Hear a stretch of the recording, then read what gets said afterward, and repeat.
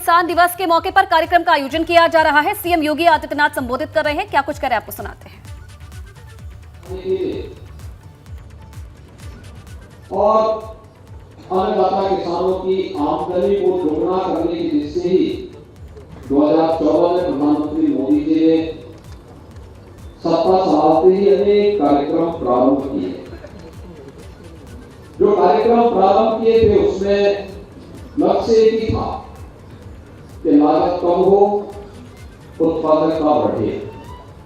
आज किसान सम्मान दिवस के अवसर पर आप सबने इस बात को देखा होगा। जिन प्रगतिशील किसानों को आज यहाँ पर सम्मान किया गया है, इन्होंने लागत कम करके उत्पादकता को बढ़ाने के साथ साथ केवल कृषि खाद्यान्न उत्पादन में बल्कि औद्योगिक फसलों के उत्पादन में भी एक बड़ी भूमिका का निर्वहन किया है। और आज इसीलिए राज्य सरकार ने किसान सम्मान दिवस के अवसर पर उन्हें यहाँ पर सम्मानित करने का काम किया। महत्वपूर्ण बात है कि 2014 के बाद जो धरती माता हम सबको पेट भरने के लिए न केवल अन्न देती है बल्कि हमारे स्वावलंबन और सम्मान का आधार भी बनती है, उस धरती माता के सेहत की रक्षा के लिए स्वास्थ्य कार्ड की व्यवस्था प्रधानमंत्री मोदी जी ने प्रारंभ की। पहली बार फसल बीमा योजना, किसानों के कल्याण के लिए देश के अंदर न केवल तमाम प्रकार की योजनाओं को आगे बढ़ाने का कार्य किया गया बल्कि उनका प्रभावी क्रियान्वयन हो, इसको भी हम सब आप देख रहे हैं।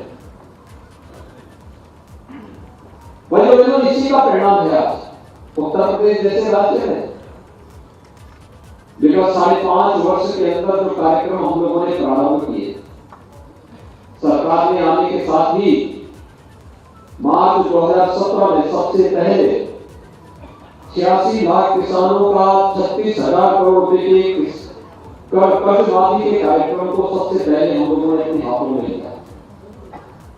विगत 5.5 वर्ष के अंदर जो कार्यक्रम प्रदेश के अंदर हुए, लगभग 22 लाख हेक्टेयर भूमि को अतिरिक्त सिंचाई की सुविधा उपलब्ध करवाई। और आजाद भारत में पहली बार हुआ जब किसान देश की राजनीतिक एजेंडे का हिस्सा बना और ईमानदारी से योजनाएं उस तक पहुंची।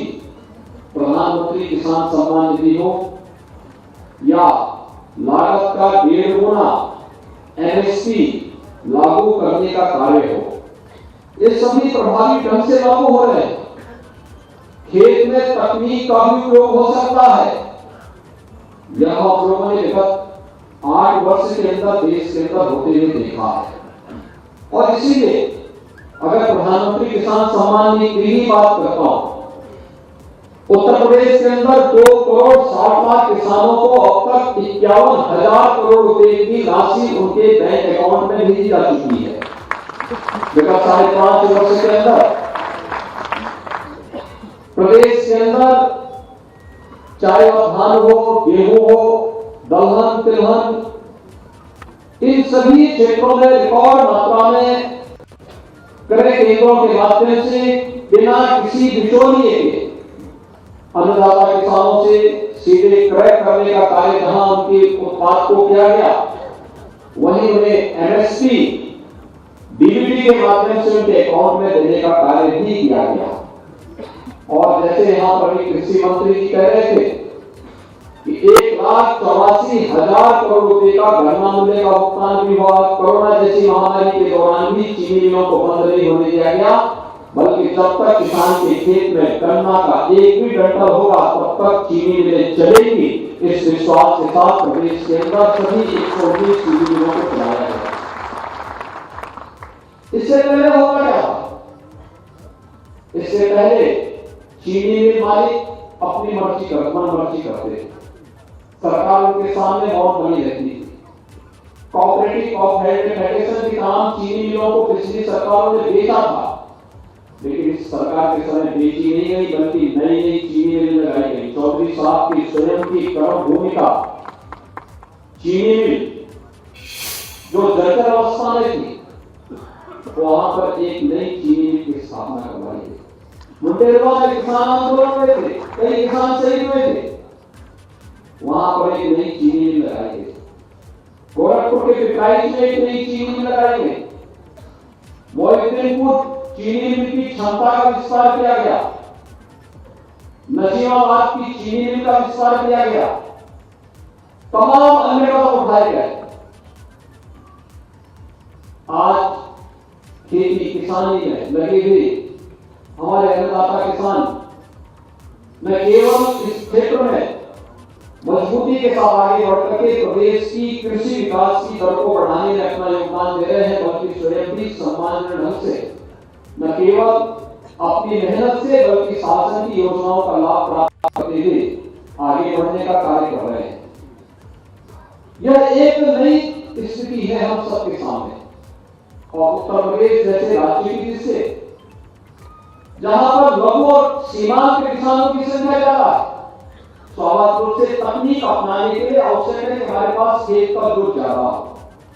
जिसके पास 1 बीघा खेती होगी, वह किसान तकनीक को कितना अपना पाएगा, उसकी लागत नहीं कर पाएगी। और इसीलिए कृषक उत्पादक संगठन इस दिशा में बड़ी महत्वपूर्ण भूमिका का निर्वहन कर सकते हैं। भाइयों बहनों, अगर उत्तर प्रदेश को देश की अर्थव्यवस्था की एक ग्रोथ इंजन के रूप में, सबसे बड़ी अर्थव्यवस्था के रूप में आगे बढ़ाना है, तो हमें कृषि विकास की दर को वर्तमान दर से दोगुना करना पड़ेगा। और उत्तर प्रदेश के अंदर इसकी क्षमता है। उत्तर प्रदेश इसको कर सकता है। आप सब जानते हैं कि देश के अंदर कुल आबादी का, देश की आबादी का 16% हिस्सा आबादी का उत्तर प्रदेश में निवास करती है। 16% आबादी यूपी में है। कृषि की जो भूमि है हमारे पास तो मात्र 11% है। देश की कुल कृषि के योग्य भूमि में से 11% भूमि हमारे पास है, लेकिन जो 11% भूमि है यह देश की सबसे उर्वरा भूमि है और सबसे अच्छा जल संसाधन भी हमारे पास है। अगर हम अपने यहाँ के जल संसाधनों का उचित नियोजन कर लें,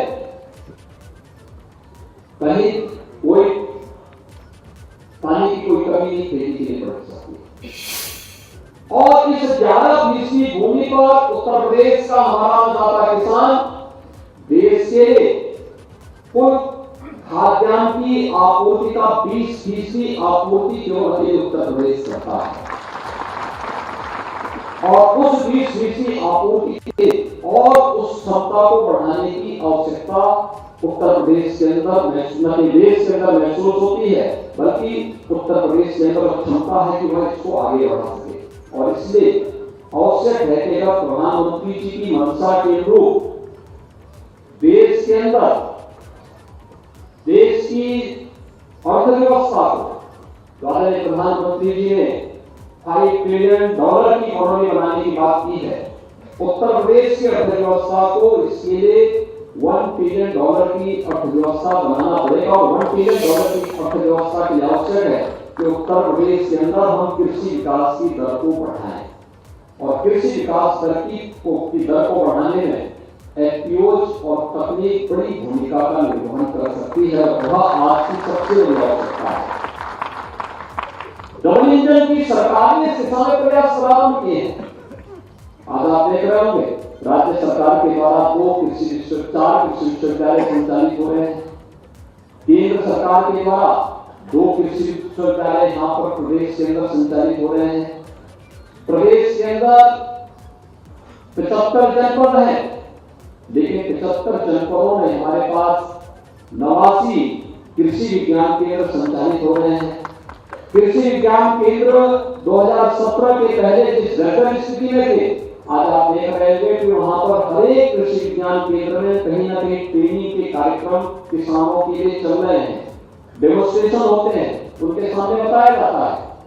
और इसी में एक नया कॉन्सेप्ट आदरणीय प्रधानमंत्री जी ने देश के अन्नदाता किसानों के लिए दिया है।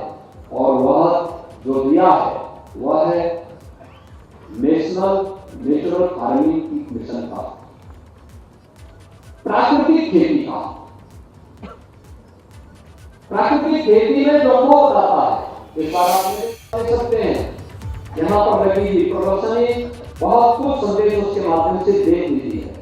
तकनीक के माध्यम से भी आज के समय में हमें ज्यादा किसानों को पेस्टिसाइड या जीवामृत को हो या इनके छिड़काव के लिए उसे मैनुअली कार्य करने के बजाय अगर ड्रोन का उपयोग करते हैं, उसका उपयोग करते हैं, तो ढेर सारी उससे न केवल समय की बचत होगी बल्कि उनकी लागत भी उसमें कम पड़ेगी।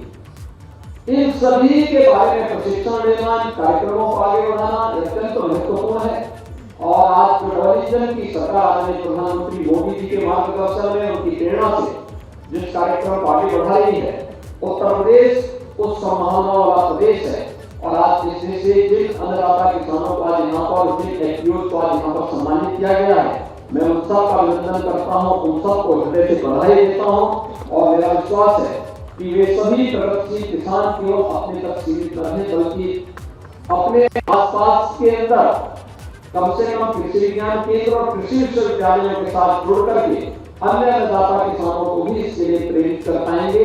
मैं एक बार फिर से भारत माता के महान सपूत, पूर्व प्रधानमंत्री और महान किसान नेता चौधरी चरण सिंह जी को उनकी 51 जयंती के अवसर पर विनम्र श्रद्धांजलि अर्पित करता हूँ। मैं विश्वास करता हूँ कि चौधरी साहब के उन सभी संदेशों को जो देश हित में है, खेती किसानी के हित में है, उसे हम जन जन तक पहुंचा करके अन्नदाता किसानों की समृद्धि के माध्यम से भारत की समृद्धि का मार्ग प्रशस्त करेंगे।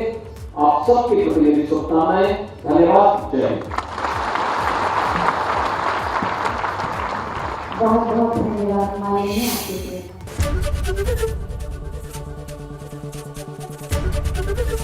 एबीपी गंगा, खबर आपकी, जुबान आपकी।